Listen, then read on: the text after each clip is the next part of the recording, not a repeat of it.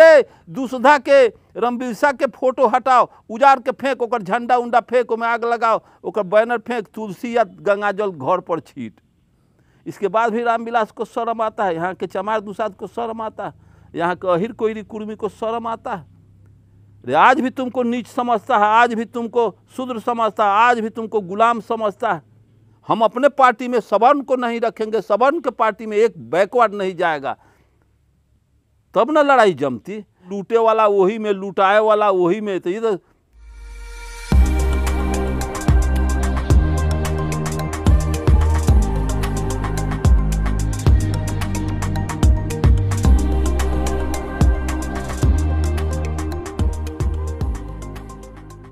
नीतीश की राजनीति हो कि ओकरा बिना हमरा से चलबे न करी।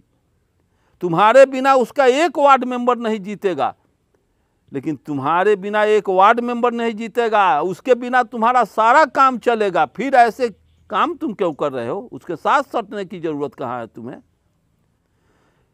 जब वो टिकट देता है सवर्ण को और उसका जब इलेक्शन चलता है तो सारे जमींदार ऊंचे जाति के लोग जब टिकट रामविलास पासवान लोजपा का दे करके जब जीतता है तो उस जीतने के लड़ाई के क्रम में पोस्टर बैनर रामविलास पासवान का घरे घरे रहता है।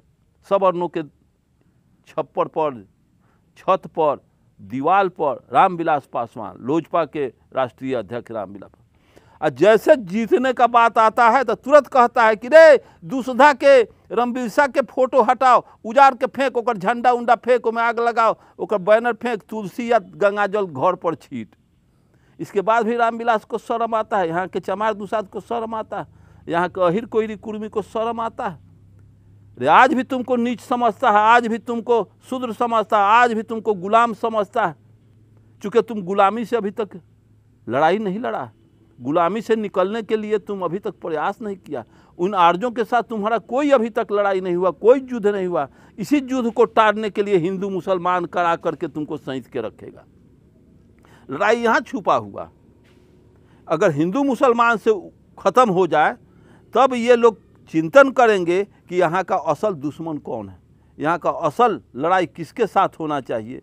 ये यहाँ भुला जाए, इसलिए जाति में बांट दो, धर्म में बांट दो, देवी देवता में बांट दो, इनको नाना प्रकार का आध्यात्मिक सेंटिमेंट में रखे रहो। बैनाथ धाम जाओ, सभी देवी देवता का तो हम लोग पूजा किए, देवता किस दिन काम करेगा? जब हम उस देवता को पूजिए रहे हैं, हमारे संकट में देवता हमारा कोई काम नहीं कर रहा है, तो वैसा देवता को घर में से निकालना चाहिए। किस काम का? हम भी हनुमान का पूजा होता था हमारे घर में, शिव का पूजा होता था। जब हमारे घर में चोरी हो गई तो हमारे पिता गए हनुमानों के बाँ हाथ तोड़ करके डंटा से मार के रोड पर फेंक दिए, और शिव के थल्ला मार के हमारे पिताजी कि इसी में चोरी, इसका सामान हमारा सब सोना चांदी ले गया, रुपया पैसा ले गया चोर। शिवा हमको जगाया नहीं, हल बनरा हमको जगाया नहीं।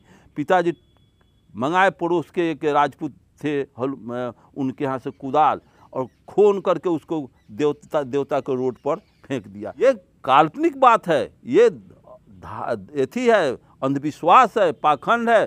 सारे देवी देवता के इतिहास उठा के हम लोग पढ़ करके समझ गए हैं कि ये सब फालतू का बात है, ये सब समाज को दिग्भ्रमित करने का ये सब साजिश है। ये आर्यों का ये सारा कपोल कल्पित बात है जिसमें समाज फंसा हुआ।